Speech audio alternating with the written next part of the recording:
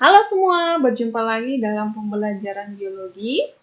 Kali ini kita akan belajar mengenai sistem pencernaan, di mana kita ambil satu subbab dulu, yaitu mengenai makanan dan zat-zat makanan. Silakan disimak ya. Nah, mungkin kalian sudah sering mendengar kata makanan bergizi, yang artinya makanan yang mengandung zat-zat yang kita butuhkan dalam kehidupan sehari-hari. Selain makanan bergizi, kita juga membutuhkan makanan yang mudah dicerna, kemudian yang higienis, artinya tidak mengandung bibit-bibit penyakit. Jadi sebenarnya fungsi makanan itu apa sih dalam tubuh kita? Nah, kita lihat dulu fungsinya. Yang pertama, fungsi zat makanan itu adalah sebagai sumber energi, kemudian berfungsi untuk pertumbuhan, berfungsi untuk sebagai zat pengatur metabolisme, dan juga membantu pengganti sel-sel yang rusak. Nah, zat makanan itu terdiri dari karbohidrat, protein, lemak, vitamin, dan mineral, di mana keseluruhan ini memiliki fungsi yang berbeda-beda. Sekarang kita lihat satu persatu ya. Kita lihat yang pertama, karbohidrat.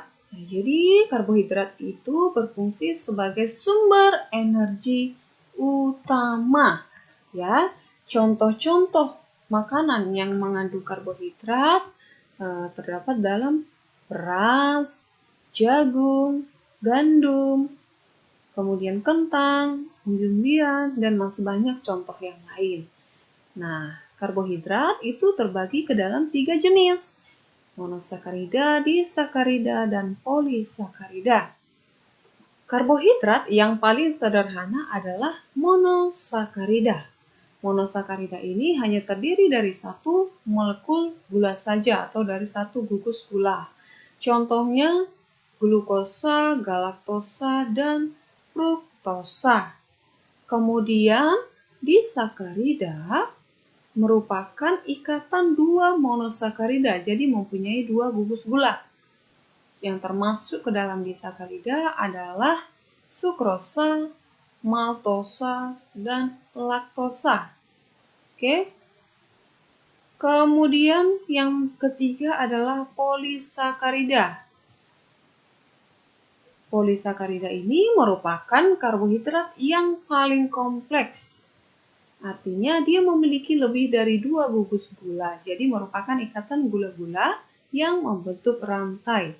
Yang termasuk ke dalam polisakarida adalah selulosa, glikogen, dan amilum. Nah, itulah bagian-bagian atau jenis dari karbohidrat. Yang berikutnya adalah protein. Apa sih fungsi dari protein? Protein berfungsi sebagai zat pembangun, pengganti sel yang rusak, dan juga sebagai sumber energi alternatif. Oke, protein itu terdiri dari 2 jenis, yaitu protein hewani dan protein nabati. Oke, apa sih bedanya protein hewani dan nabati? Kalau yang bersumber dari hewan berarti protein hewani.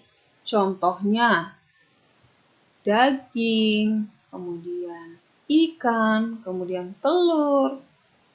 Ya, itu contoh-contoh protein hewani. Sedangkan protein nabati adalah yang bersumber dari tumbuhan, seperti pada kacang-kacangan, contohnya kacang kedelai, kacang tanah, kacang hijau, itu merupakan sumber protein nabati.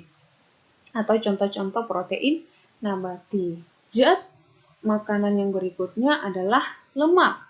Lemak berfungsi sebagai cadangan makanan, kemudian berfungsi juga untuk menjaga suhu tubuh kita tetap hangat dan sebagai sumber energi alternatif.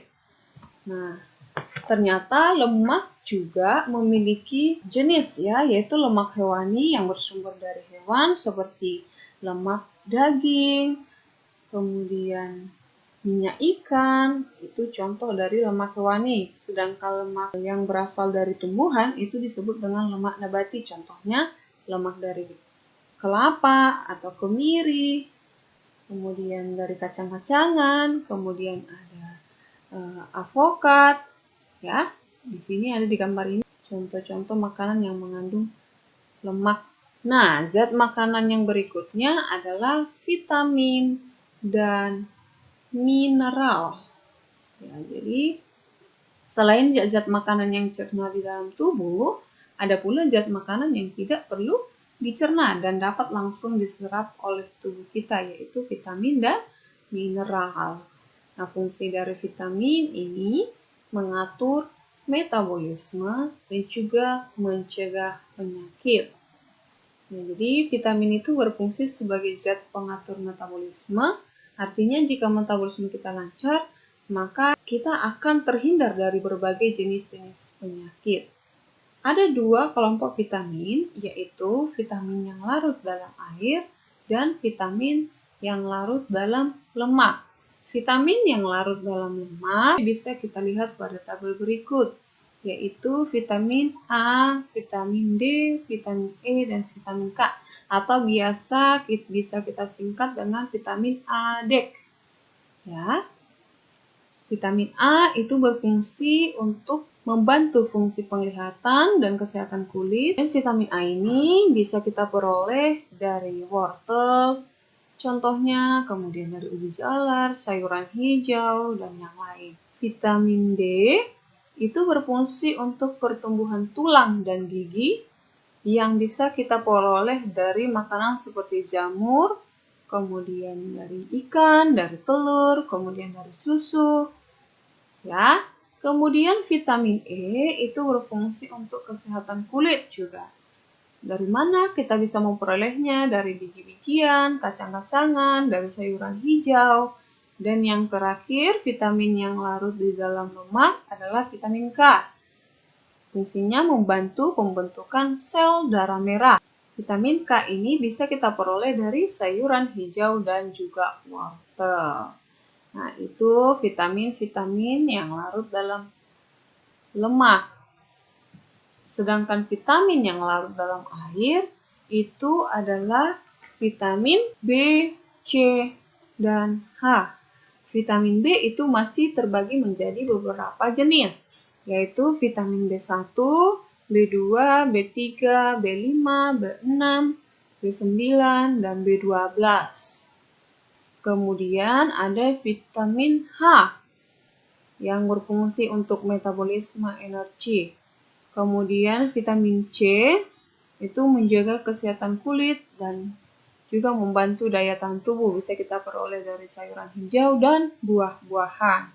Kemudian mineral itu juga memiliki contoh seperti kalsium, fosfor, kalium, dan natrium.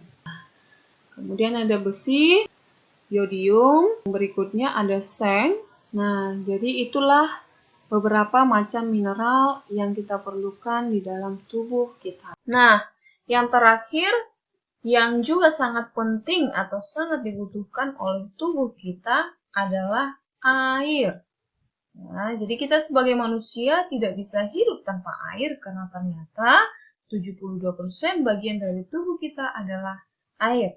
Namun, perlu diingat bahwa air bisa kita peroleh tidak hanya dari air minum saja ya, tetapi bisa juga dari buah-buahan, kemudian bisa juga dari sayur-sayuran. Nah, jadi sebenarnya apa sih fungsi air dalam tubuh kita sehingga air itu begitu penting? Yang fungsi yang pertama adalah sebagai pelarut, artinya pelarut berbagai macam zat yang dibutuhkan oleh tubuh kita. Kemudian, fungsi yang kedua adalah membantu proses metabolisme di dalam tubuh dan membantu mengangkut zat-zat ke seluruh tubuh yang tentunya melalui sel-sel darah. Kemudian, membantu mengatur suhu tubuh dan mempertahankan pH tubuh. Itulah fungsi dari air. Sampai di sini dulu pembelajaran kita kali ini. Untuk bagian yang kedua, organ dan mekanisme pencernaan, kita lanjut di video berikutnya. Sampai jumpa, tetap semangat!